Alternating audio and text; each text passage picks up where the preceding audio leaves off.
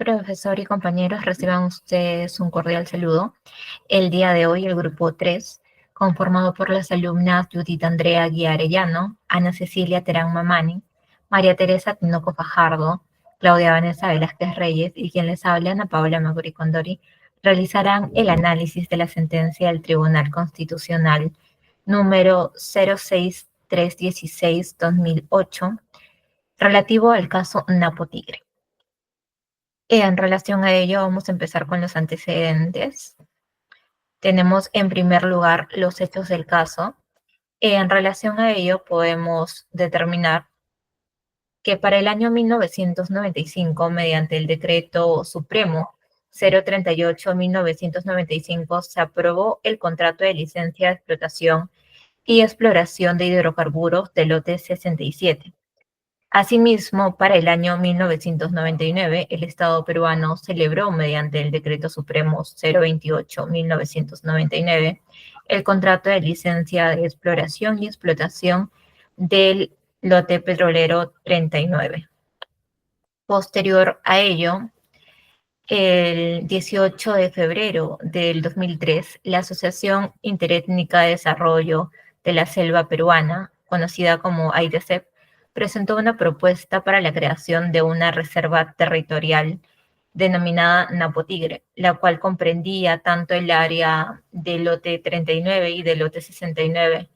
Esta petición fue dirigida ante la Administración Técnica Forestal y de Fauna Silvestre de Loreto, junto con un plan operativo en el que se delimitaba territorialmente a los pueblos indígenas en situación de aislamiento voluntario de las cuencas altas de los ríos Yavarí, Tapiche, Napo, Curaray, Arabela y Tigre. Luego de este acontecimiento, para el año 2005, se presenta ante la Dirección Regional de Agricultura de Loreto un estudio técnico conocido como la Propuesta de la Reserva Territorial Napo Tigre, para la delimitación territorial a favor de los pueblos indígenas en aislamiento voluntario. Subsiguiente a ello, con fecha 10 de julio del 2007, la asociación presentó una demanda de amparo en contra del Ministerio de Energía y Minas, en conjunto con diversas empresas como Perupetro, Barrett Resource Perú Corporation y Repsol, sosteniendo que a través de sus contratos de licencia de exploración y explotación de los lotes 39 y 67, se encontraban vulnerando diversos derechos de los pueblos indígenas en situación de aislamiento. Asimismo, para la fecha 3 de agosto del 2007, se apersonaron diversas empresas al proceso en cuestión. Luego de dichos apersonamientos, en primera instancia, el primer juzgado civil de Maynas, el 1 de julio del 2008, declaró infundada la demanda, manifestando que la asociación no había presentado medios probatorios suficientes que comprobaran la existencia de grupos humanos indígenas todo contacto inicial. Asimismo, con fecha 1 de octubre del 2008 y en segunda instancia, la Sala Civil Mixta de la Corte Superior de Justicia de Loreto también declaró infundada la demanda interpuesta, considerando que no se había acreditado de manera suficiente la existencia de estos pueblos en mención, ubicados en los lotes 39 y 67. En relación al flujograma de procedimiento, podemos ver que el 10 de junio del 2007, AIDESEP interpone esta demanda de amparo en contra de estas empresas y en contra del propio MINEM por la vulneración de los derechos a los pueblos indígenas, tanto en el lote 67 como en el lote 39. Luego de ello se personan al proceso, el MINEM y las demás emplazadas. Subsiguientemente, las empresas en cuestión son acudidas al proceso y la empresa Burlington también acude como litisconsorte necesario al ser de reemplazo de la empresa Repsol. Luego de ello, el 1 de julio del 2008, el primer juzgado civil de Maynas declaró infundada la demanda en primera instancia y subsiguiente a ello, el 1 de noviembre del 2008, la Sala Civil Mixta de la Corte Superior de Justicia también declaró infundada la demanda en segunda instancia. Ahora bien, realizando el análisis del caso, podemos encontrar, en primer lugar, la identificación de la infracción. La demanda interpuesta por AIDESEP buscaba declarar la suspensión de las actividades tanto de exploración como de explotación de hidrocarburos de los lotes 39 y 67 ubicados en el departamento de Loreto. Ello ya que consideraban que los ejercicios de dichas actividades se encontraban vulnerando diversos derechos de los pueblos indígenas, como el derecho a la vida, el derecho a la salud, el derecho al bienestar, a la integridad cultural, a la identidad étnica, un ambiente equilibrado, al derecho de la propiedad y posesión ancestral, así como también consideraban que se estaba vulnerando el derecho al territorio de los pueblos indígenas en situación de aislamiento, en especial al de los pueblos Guarani, Arabela, Auchis o Ibjas, los cuales se encontraban incluidos dentro del área geográfica de la propuesta de la Reserva Territorial Napo Tigre, que a su vez se encontraba superpuesta en las áreas otorgadas en concesión. En relación a ello y a esta vulneración, la asociación solicitó al Ministerio de Energía y Minas 3 cuestiones. En primer lugar, la suspensión de las operaciones de exploración y o de explotación de los lotes hidrocarburíferos 39 y 67. Como segundo punto, solicitaban la modificación de los contratos de licencia otorgados. Y como tercer punto, que se ordene que las empresas en cuestión se abstengan a operar en las zonas y que también se limiten a no tener un contacto con los pueblos indígenas en aislamiento voluntario. Ahora bien, en relación a los descargos de los administrados, en primer lugar podemos encontrar que el Ministerio de Energía y Minas manifestó mediante su procurador público excepciones de incompetencia a razón de la materia y a falta de agotamiento de las vías administrativas. Asimismo, hace mención a que la recurrente, en este caso la asociación, no había presentado ningún documento que pueda acreditar de forma fehaciente que las actividades de hidrocarburos venían afectando los derechos a la vida y a la salud de los pueblos indígenas o de las poblaciones no contactadas, y que justamente el fin de resguardo de los derechos era exigible ante cualquier inicio de exploración o explotación. Las empresas ya contaban con un estudio de impacto ambiental aprobado por las autoridades correspondientes. Asimismo, la empresa Perupetro Sociedad Anónima manifestaba que la propuesta de reserva territorial Napo Tigre era una mera solicitud, mientras que los contratos de licencia otorgados por el Estado de los lotes 67 y 39 habían sido suscritos ya por decretos supremos. Asimismo, hacían mención que las actividades de exploración y explotación de hidrocarburos en estos lotes habían sido sometidos a diversas consultas por las poblaciones involucradas y que hasta el momento no se había corroborado por estas que existiera alguna consecuencia ambiental negativa. Por otra parte, la empresa Barrett Resource Perú mencionaba que la pretensión expuesta por los demandantes requería. Ahora bien, en relación a la empresa Barrett Resource Perú, esta mencionaba que la pretensión expuesta por los demandantes requería de una estación probatoria y que esta carecía dentro del proceso de amparo que se había interpuesto.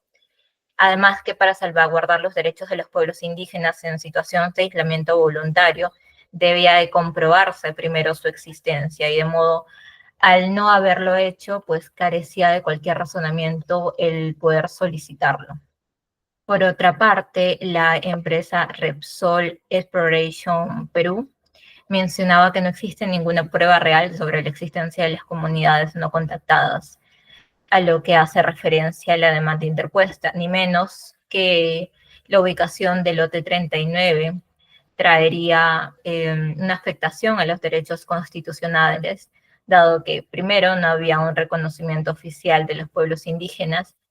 y que otro, la propuesta de la reserva territorial todavía se encontraba en estudio. Por último, la empresa Burlington Resource Perú mencionaba que existe una improcedencia limitada de la demanda, pues este recurso ya había sido interpuesto en una vía paralela el 19 de junio del 2007 ante la Secretaría Ejecutiva de la Comisión Interamericana de Derechos Humanos de la Organización de Estados Americanos y que contenía el mismo petitorio formulado que la presente demanda, señalando además que existía una indebida acumulación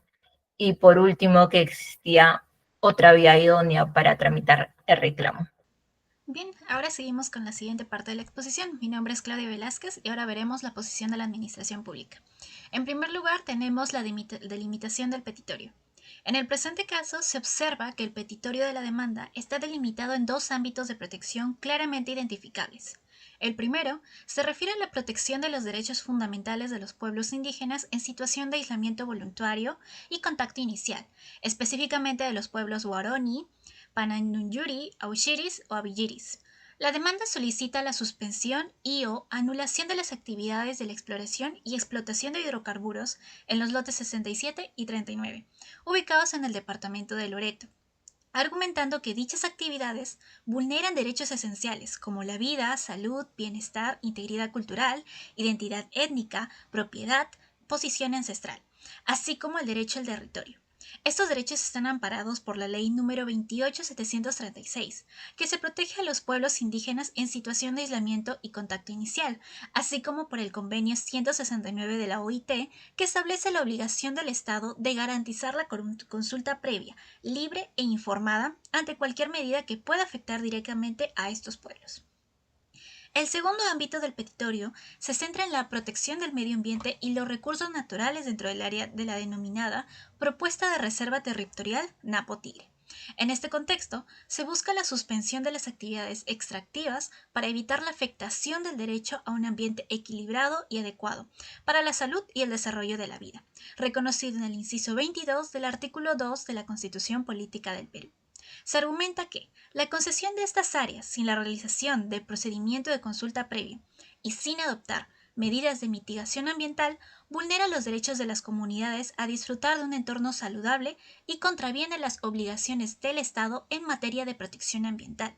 y respeto de los derechos colectivos de los pueblos indígenas. Por ello, se solicita que el Ministerio de Energía y Minas ordene la suspensión de todas las operaciones de hidrocarburos de los lotes mencionados, así como la modificación de los contratos de licencia otorgados a las empresas Barrett Resource Perú Corporation y Repsol JPF,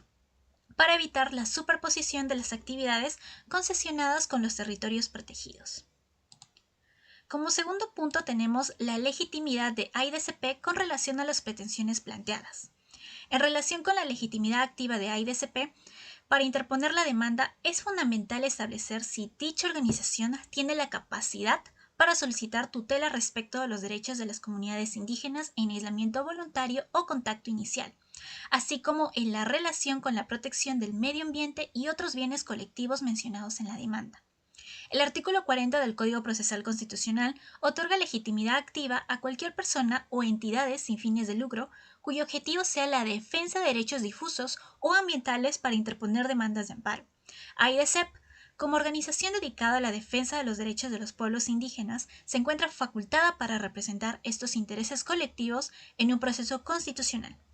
Además, la Ley General del Ambiente, la Ley número 28611, refuerza esta legitimidad al establecer que en su artículo 4 que toda persona tiene derecho a una acción rápida, sencilla y efectiva ante las autoridades administrativas y judiciales en defensa del ambiente y sus componentes, independiente de que exista o no un interés económico afectado. El interés moral y la protección de derechos colectivos legitiman la acción, incluso si no se trata directamente del interés del demandante. Por otro lado, el artículo 8 de la Ley 28.736, que protege a los pueblos indígenas en situación de aislamiento y contacto inicial, dispone que cualquier persona, natural o jurídica, puede presentar acciones en defensa de sus derechos. En consecuencia, AIDESEP, en su calidad de representante de los intereses de estas comunidades y del medio ambiente, tiene plena legitimidad procesal para interponer la demanda y solicitar la tutela de los derechos invocados, conforme a las disposiciones constitucionales y legales vigentes.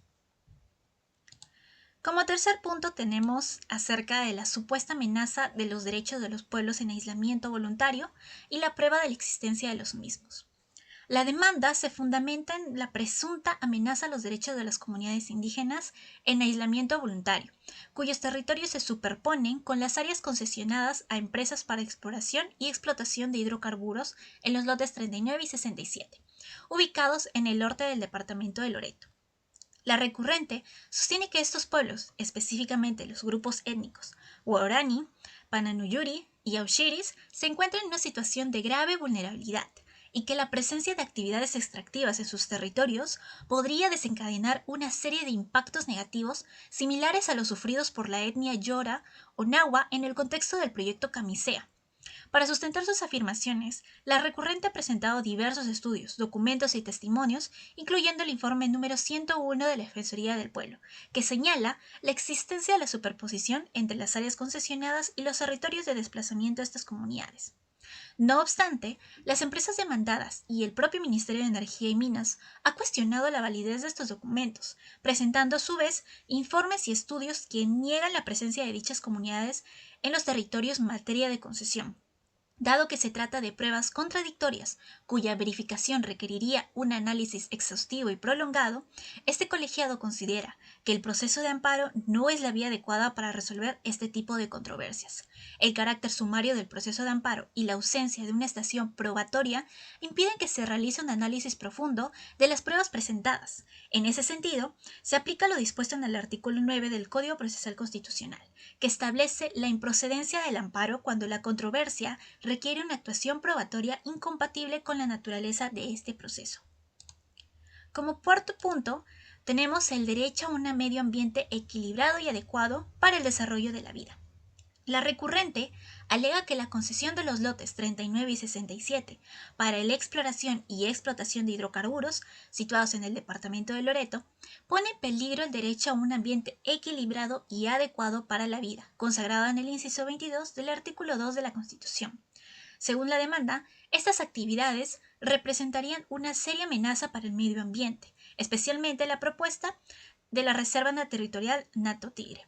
La recurrente sostiene que de materializarse se produciría un impacto ambiental similar a lo ocurrido en el proyecto Camisea, lo que generaría no solo un deterioro ambiental significativo, sino también un riesgo para la supervivencia física y cultural de estos pueblos. En este sentido, invoca que el daño potencial al medio ambiente y a los derechos colectivos de estas comunidades debe ser evaluado en la vía del proceso de amparo, conforme al artículo 40 del Código Procesal Constitucional, debido a que se trata de un bien de interés general que concierne a toda la sociedad. Sin embargo, el tribunal considera que para que pueda otorgarse tutela en un proceso de amparo, la amenaza de la violación de un derecho constitucional debe ser cierta e inminente, como lo establece el artículo 2 del Código Procesal Constitucional y la jurisprudencia vinculante. En este caso, aunque las actividades extractivas podrían presumir un potencial impacto negativo, la recurrente no ha aportado pruebas concluyentes que acrediten la afectación ambiental inmediata y concreta en los lotes 39 y 67. A diferencia de ello, las empresas demandadas han presentado documentación que demuestra el cumplimiento de etapas del procedimiento y la implementación de protocolos de mitigación ambiental, lo que sugiere que se viene adoptando las medidas legales correspondientes para evitar daños significativos al ecosistema. Por lo tanto, al no haberse demostrado la amenaza real, tangible e ineludible al medio ambiente, la pretensión es improcedente en la vía procesal, conforme al artículo 2 del Código Procesal Constitucional. En el punto 5 podemos ver el derecho a la consulta previa y relación con los demás derechos de las comunidades. El derecho a la consulta previa, consagrado en el artículo 6 del Convenio 169 de la OIT, se erige como un principio fundamental en la protección de los derechos de los pueblos indígenas y tribales. Este derecho se encuentra no solo en el ámbito del derecho internacional, sino que también está incorporado en el marco normativo nacional del Perú, constituyendo un pilar para el ejercicio de otros derechos fundamentales. En ese sentido, la denuncia de la recurrente sobre la falta de consulta en la creación de los lotes 67 y 39 pone en manifiesto una violación directa a dicho derecho, comprometiendo la integridad de derechos esenciales como la vida, la salud y el bienestar cultural de las comunidades afectadas. La jurisprudencia del Tribunal Constitucional ha reafirmado que el derecho a la consulta no se limita a las comunidades directamente afectadas, sino que también se extiende a las comunidades colindantes y a sus organizaciones representativas, tal como se establece en el artículo 6 del convenio. Este artículo establece la obligación del Estado de consultar a los pueblos interesados cada vez que se propongan medidas legislativas o administrativas susceptibles de afectarles directamente. Por tanto, la interpretación de este derecho debe ser amplia y comprensiva, a fin de garantizar la participación efectiva de todas las comunidades que puedan verse impactadas por actividades extractivas. El tribunal, en su resolución del 1 de octubre del 2008, sostiene que la imposibilidad de realizar consultas debido al aislamiento voluntario de ciertos pueblos indígenas es un argumento insuficiente para eludir esta obligación. Al contrario, el derecho a una consulta implica una responsabilidad por parte del Estado de establecer mecanismos alternativos para garantizar la participación de las comunidades afectadas. Así, la falta de consulta adecuada no solo infringe el Convenio 169, sino que también vulnera el principio de autodeterminación de los pueblos indígenas consagrado en el derecho internacional. La interpretación del derecho de consulta como un medio para garantizar otros derechos, incluyendo el acceso a la justicia y el desarrollo sostenible, es crucial. La Corte Constitucional ha manifestado que los tratados internacionales sobre derechos humanos, incluidos el Convenio 169 y otros instrumentos vinculantes, deben ser considerados como parte integral del ordenamiento jurídico nacional. Esto implica que las decisiones de las autoridades públicas que interfieran con los derechos de los pueblos indígenas deben ser evaluadas bajo el prisma de estos instrumentos, asegurando así su cumplimiento y efectividad. Además, el derecho a la consulta se configura como un mecanismo para la legitimidad social de las actividades extractivas. La jurisprudencia sostiene que cualquier avance hacia el desarrollo no puede ser a expensas de la imposición ni de las presiones económicas. Las actividades extractivas deben realizarse con el consentimiento y la anuencia de las comunidades, para evitar la alteración de la paz social y la integridad cultural. Por ende, la consulta previa se convierte en un elemento sine qua non para garantizar que el progreso y el desarrollo se realicen en consonancia con los mandatos constitucionales y el respeto a los derechos de las comunidades indígenas. Finalmente, en el análisis del caso concreto, en el presente caso, AIDCP sostiene que el proceso de negociación y la elaboración de los estudios de impacto ambiental se han realizado sin la participación de las comunidades nativas de la zona, ni de sus representantes. Esta situación es especialmente crítica, dado que el Convenio 169 de la OIT, ratificado por el Perú el 2 de febrero de 1994, ya se encontraba vigente al momento de la suscripción de los documentos pertinentes. La afirmación de AIDCP resalta una posible violación del derecho a la consulta previa, un derecho esencial que el Estado debe garantizar a los pueblos indígenas antes de proceder con proyectos que puedan impactar su entorno y modos de vida. La respuesta de la empresa Repsol, contenida en el escrito de contestación de la demanda de Fojas 948 del expediente, menciona la existencia de 11 comunidades, con las cuales asegura que hay diálogo y beneficios derivados de la actividad exploratoria en el lote 39. Sin embargo, esta afirmación no está respaldada por evidencia que lo demuestre que dichas comunidades hayan participado en un proceso de consulta conforme lo exige el convenio 169.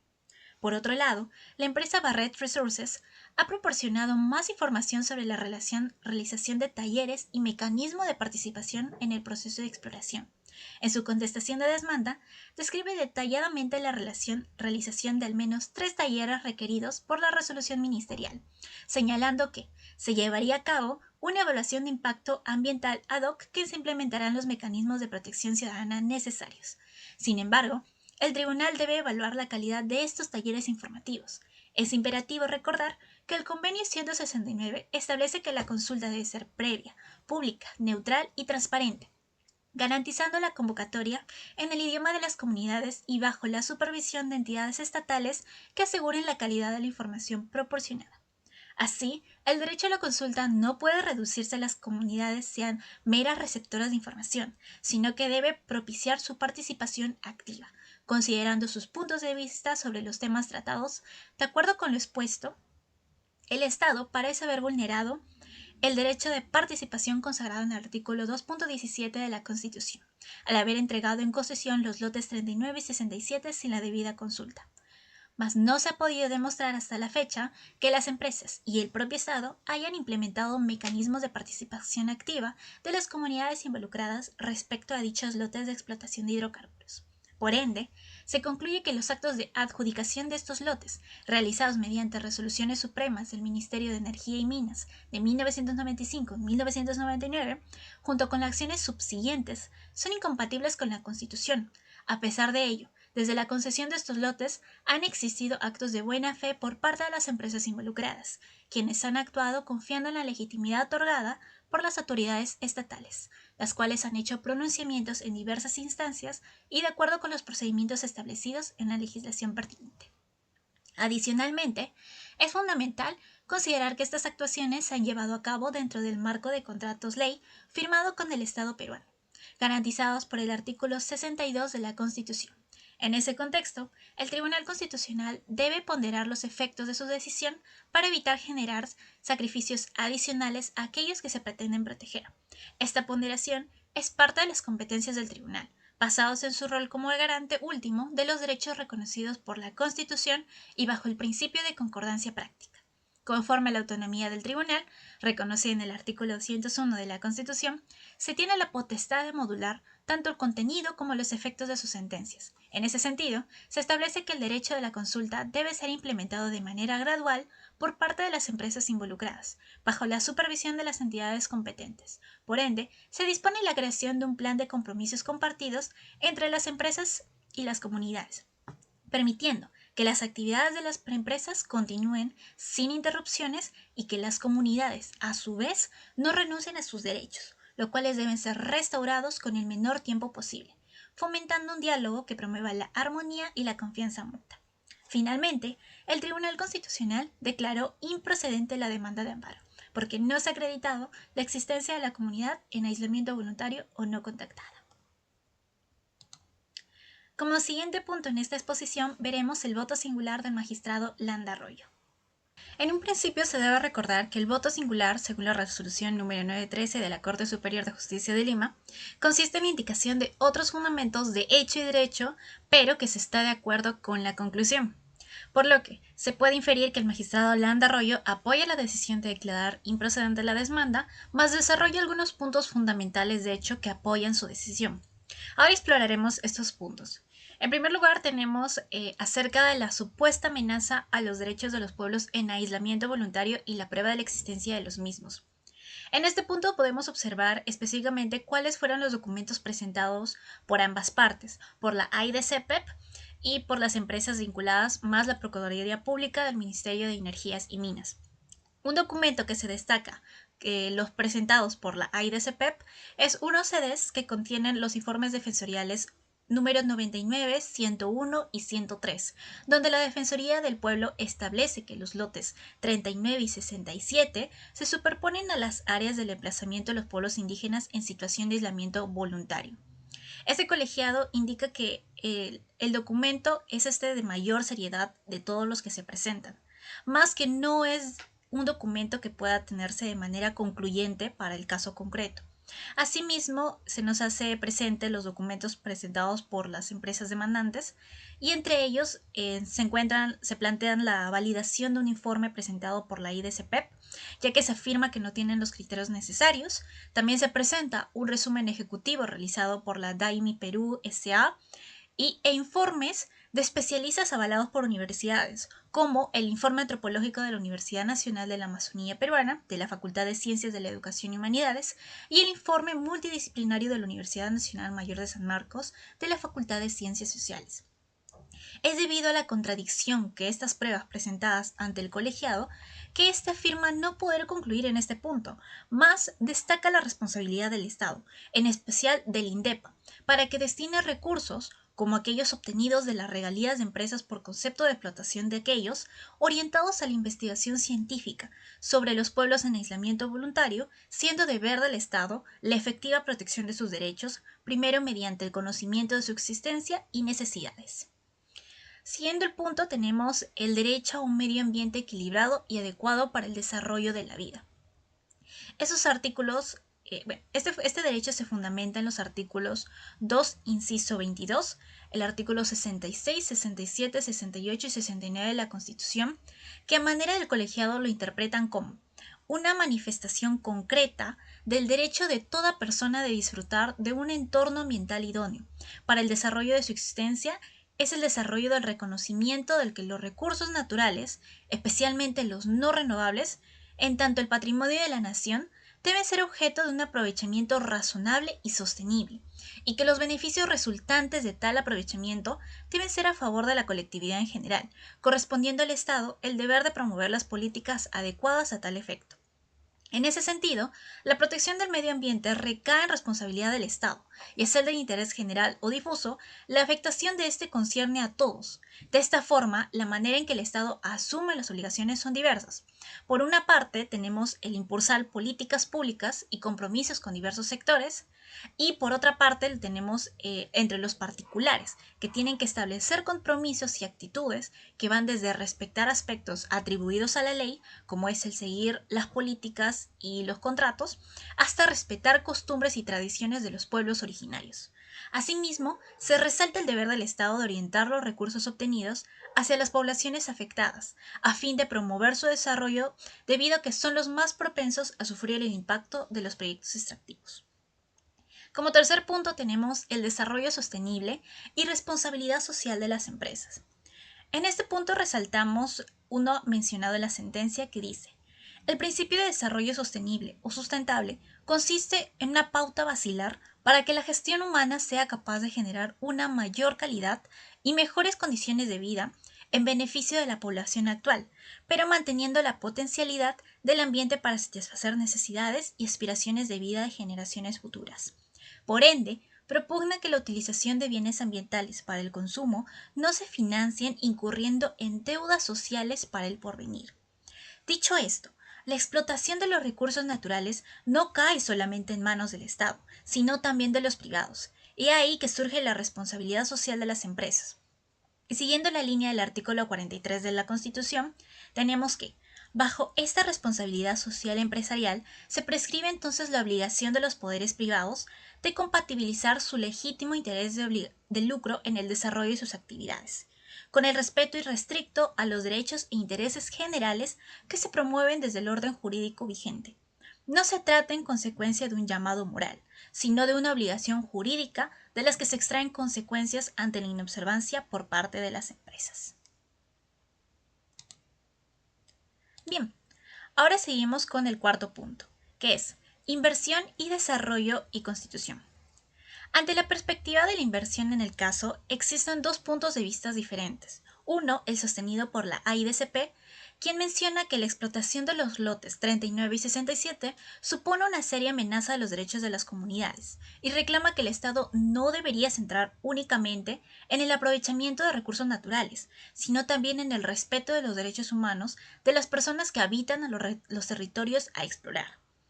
Y por otra parte, tenemos la postura obtenida por la Procuraduría Pública del Ministerio de Energías y Minas, quien sostiene que resulta contrario y lesivo a los derechos del Estado abstenerse de disponer los beneficios de los recursos naturales y procura la plena vigencia de las libertades contractuales.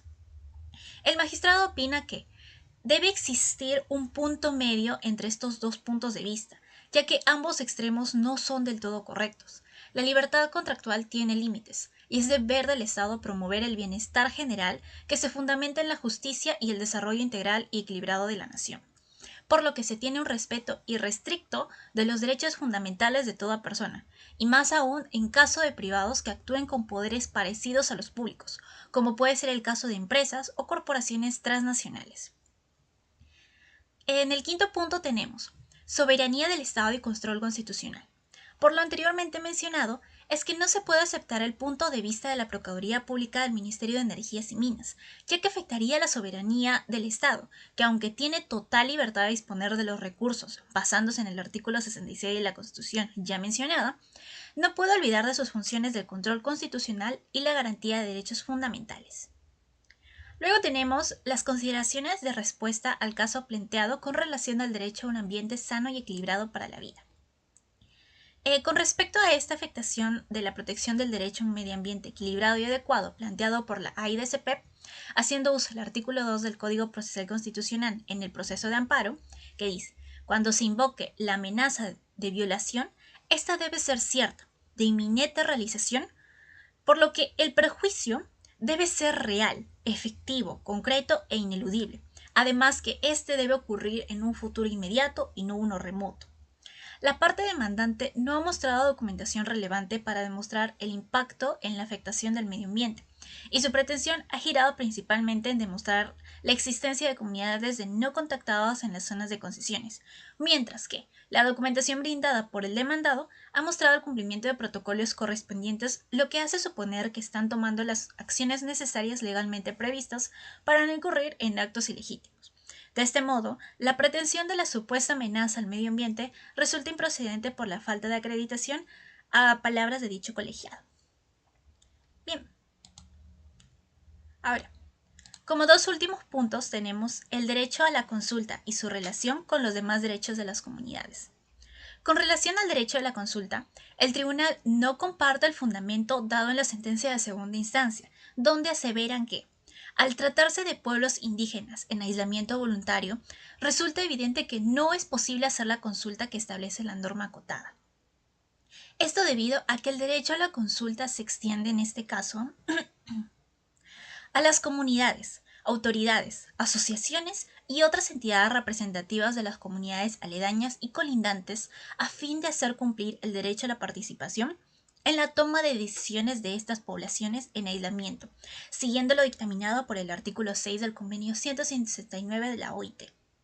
Asimismo, basándose en otros tratados suscritos y jurisprudencia de la Corte Interamericana, el colegiado considera que el derecho de consulta y participación de las comunidades es un derecho previo a cualquier acto de intromisión de proyectos o adjudicación de concesiones, y que no solo basta con brindar información o realizar talleres en las comunidades, sino también en tomar en cuenta sus opiniones con respecto al proyecto y el cómo afectaría su identidad étnica, cultural, social y económica. De este modo, el colegiado estima que los principios a tener en cuenta en los procesos de consulta son neutralidad, veracidad y buena fe, accesibilidad y tolerancia. Por lo que corresponde al Estado formar mecanismos y vigilar el funcionamiento de estos en aras de asegurar la participación activa de las comunidades nativas y proteger sus intereses particulares.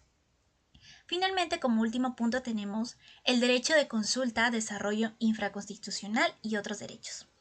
Con lo ya mencionado y redirigiendo de nuevo al presente caso, el AIDCP asevera que en todo el proceso de negociación, así como en la elaboración de estudios de impacto ambiental, no se ha desarrollado ninguna participación de las comunidades nativas de la zona o sus representantes, mientras que las emplazadas, aunque no han negado esta afirmación, manifiestan que existe diálogo con algunas comunidades conocidas, pero no han aportado información que acredite dicha información, salvo la empresa Barrett Resources, que ha brindado descripción detallada de la realización de 3 talleres en comunidades y compromiso para realizar un estudio de impacto ambiental ad hoc y la implementación de mecanismos de protección ciudadana necesarios.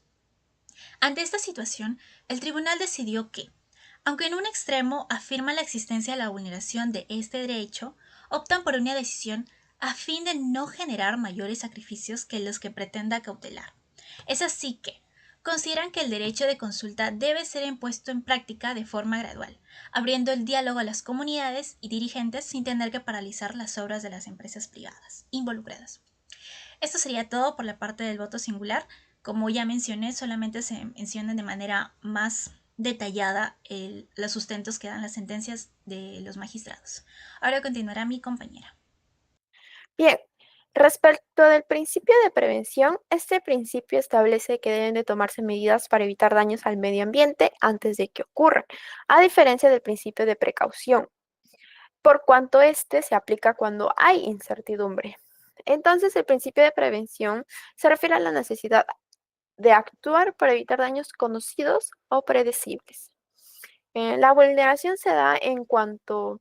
a pesar de los estudios de impacto eh, ambientales realizados, AIDESEP señala que las actividades hidrocarburíferas ya han demostrado tener efectos adversos en situaciones como lo que pasó con la etnia Yora o Nahua a raíz de contactos forzados suscitados con el caso Camisea. Y teniendo en consideración que los demandantes han presentado una serie de estudios, documentos y testimonios, resaltando entre ellos el informe 101 de la Defensoría del Pueblo, en el cual señala que existiría una superposición de los lotes 67 y 39 entregados en concesión por el Estado con los territorios de desplazamiento de los Arabela y Aucaguaroni, etnias en situación de aislamiento voluntario, por lo cual éstas podrían verse seriamente amenazadas, resultando sus derechos constitucionales afectados principalmente como el derecho a la vida, a la salud, a la integridad cultural y el derecho al territorio de los pueblos indígenas. Finalmente, los demandantes señalan que las medidas preventivas emitidas no parecen haber sido suficientemente robustas para obtener licencia para la exploración y explotación realizadas en los lotes 39 y 67. Ahora, respecto al principio de precaución, se señala que brevemente este es un principio el cual establece que ante la posibilidad de daño grave o irreversible al medio ambiente, la falta de certeza científica no debe utilizarse como razón para posponer medidas preventivas que puedan mitigar los daños. En este caso, AIDASEP argumenta que las actividades de exploración y explotación de hidrocarburos en los lotes 39 y 67 eh, se encuentran territorios de pueblos indígenas en aislamiento voluntario, como es el grupo étnico Waorani, Pananujuri y Aushuris, comprendidos en la propuesta de la Reserva Territorial Napo Tigre, por lo que se pondría en riesgo los derechos de estos pueblos indígenas en aislamiento y el equilibrio del ecosistema. Sin embargo, es respecto de la supuesta amenaza a los derechos de estos pueblos en aislamiento voluntario y a las pruebas de la existencia de los mismos que resulta cuestionable la postura del Tribunal Constitucional. Como habíamos mencionado, se había presentado los demandantes presentaron una serie de documentos, testimonios, em, informes, por ejemplo, como entidades tan importantes como es la Defensoría del Pueblo, DAMI Perú, los informes emitidos de especialistas avalados por universidades como la Facultad de Ciencias de la Educación y Humanidades de la Universidad Nacional de la Amazonía Peruana y de la Facultad de Ciencias Sociales de la Universidad Social Nacional Mayor de San Marcos. Sin embargo, el Tribunal Constitucional consideró que no se presentó suficiente evidencia para demostrar la amenaza sin tomar en cuenta en su análisis el principio de precaución. ¿Cómo se vulneraría? En este caso, las actividades hidrocarburíferas en una zona tan sensible como estos territorios habitados por pueblos indígenas en aislamiento eh, voluntario y considerando que hay etnias que están comprendidos dentro de la propuesta de la Reserva Territorial Napo Tigre, debieron ser suspendidos hasta tener certezas sobre los impactos y que la ausencia de pruebas concluyentes sobre los posibles daños no debería haber sido justificación para continuar las actividades de los demandados. Asimismo, tenemos el principio de la participación en la gestión ambiental. Este es un principio el cual eh, es relevante en el convenio 169 de la OIT, por cuanto establece que las comunidades indígenas deben ser consultadas y participar en las decisiones que afecten en su entorno y su forma de vida. AIDASEP argumenta que no se respetó el derecho a las comunidades indígenas de ser consultadas antes de realizar las actividades de exploración y explotación en su territorio, tal como lo establece en su artículo 6 del convenio. Asimismo, se señaló que la Ley 28611 establece en su artículo 72.2 que en caso de proyectos o actividades a ser desarrollados dentro de las tierras de poblaciones indígenas, comunidades campesinas y nativas, los procedimientos de consulta se orientan preferentemente a establecer acuerdos con los representantes de estas a fin de resguardar sus derechos y costumbres tradicionales. Sin embargo, en la sentencia, el Tribunal Constitucional nos reconoció, a pesar de haber reconocido que no se realizó la consulta previa, eh, no anula el contrato, lo que representaría una vulneración a este derecho fundamental. Asimismo, precisa que el derecho de consulta es un derecho habilitante para la garantía de los demás derechos que se reconocen en las comunidades, ya que se les permite este espacio de diálogo y la inclusión en los proyectos que tendrán directamente implicancia en su territorio donde se asientan, por cuanto en la misma Constitución reconoce la consulta previa como un mecanismo de participación que les permite a estas comunidades decidir sobre las prioridades en su progreso, de desarrollo y preservación de su cultura. Por lo tanto, eh, la falta de consulta del establecimiento de los lotes 39 y 67 se efectuó sin consultar a las instituciones representativas de estos pueblos indígenas como AIDACEP, CONAPA o INDEPA, a pesar de que estas actividades hidrocarburíferas pueden afectar gravemente sus derechos. Es una vulneración que se hace directamente a este principio de participación y consulta previa, que es esencial para garantizar la equidad y el respeto a los derechos del pueblo, de los pueblos originarios. Y esta misma afirmación que en cuanto la concesión no se habría hecho sin la debida consulta y sin que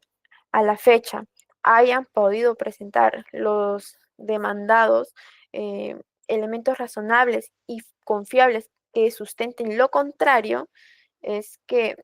hasta el mismo, en la misma sentencia, señala, ¿no?, de que el Estado debe implementar y mejorar estos mecanismos de participación activa en las comunidades involucradas con relación a los proyectos en los cuales se puedan mm, afectar los territorios de comunidades nativas o indígenas. Continuando con la presente exposición, el principio de la responsabilidad ambiental. Este principio establece que quienes realizan actividades que puedan afectar el medio ambiente deben asumir la responsabilidad de prevenir, mitigar y reparar cualquier daño que se pueda causar. En el caso que venimos revisando, Barrett Resource y Repsol IPF alegaron que cumplían con los estudios de impacto ambiental, así como también con los protocolos legales requeridos. Sin embargo, la organización AIDACEP, la cual protege los derechos de las comunidades indígenas, señaló que estas actividades de exploración y explotación de hidrocarburos podrían causar daños irreversibles tanto al medio ambiente como a las comunidades indígenas en aislamiento. Por un lado, el tribunal, en su decisión, afirmó que las empresas cumplieron con los requisitos legales, pero no profundizó lo suficiente en las posibles consecuencias a largo plazo de estas actividades. Además, no se llevó a cabo una consulta adecuada con las comunidades afectadas, algo que es fundamental según el convenio 169 de la OIT. Por lo que tenemos que, aunque las empresas cumplieron con la presentación de estudios, el principio de responsabilidad ambiental no se aplicó de manera efectiva, ya que no se tomaron las medidas adicionales para prevenir posibles daños a futuro. Tenemos que es crucial que en casos como este se exija un mayor nivel de responsabilidad, asegurando que se tomen todas las medidas preventivas necesarias para proteger tanto el medio ambiente como las comunidades que dependen de él. El principio de sostenibilidad. establece que las actividades económicas deben llevarse a cabo sin comprometer los recursos naturales ni los derechos de las futuras generaciones. Esto es esencial para garantizar un equilibrio entre el desarrollo y la protección del medio ambiente. Un ejemplo claro es la explotación de hidrocarburos en la Amazonía peruana, la cual es una de las regiones más biodiversas del mundo. Tales actividades representan un riesgo no solo para el ecosistema actual, sino también para las comunidades indígenas que dependan completamente de sus territorios. Respecto a ello, AIDESEP señaló que este tipo de actividades podrían comprometer el uso sostenible de los recursos en el futuro. Tenemos que entonces el tribunal reconoció la importancia de la actividad económica para el desarrollo, pero no analizó a profundidad si los estudios de impacto ambiental presentados por las empresas eran suficientes para garantizar la protección de los recursos a largo plazo. Aunque se cumplió con los requisitos formales, no se tomó en cuenta el impacto real sobre la biodiversidad y las comunidades. Al no exigirse las medidas más rigurosas, como serían la suspensión temporal de las actividades hasta contar con un análisis concluyente, entonces estaría poniendo en riesgo la sostenibilidad de estos territorios.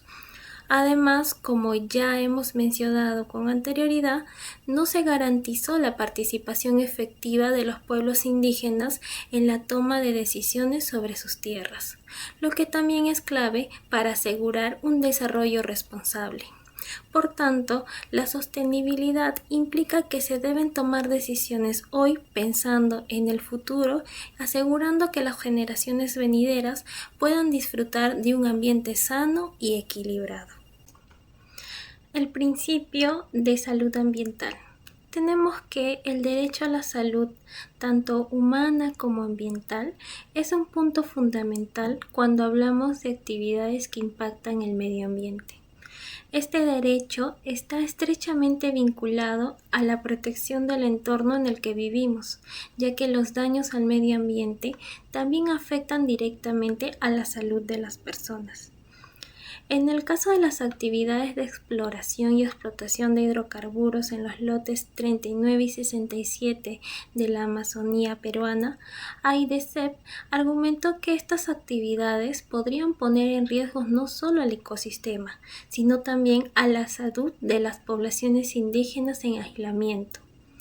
La contaminación del agua, el aire y el suelo podrían generar graves consecuencias para su salud, ya que estas comunidades dependen directamente de los recursos naturales para su supervivencia.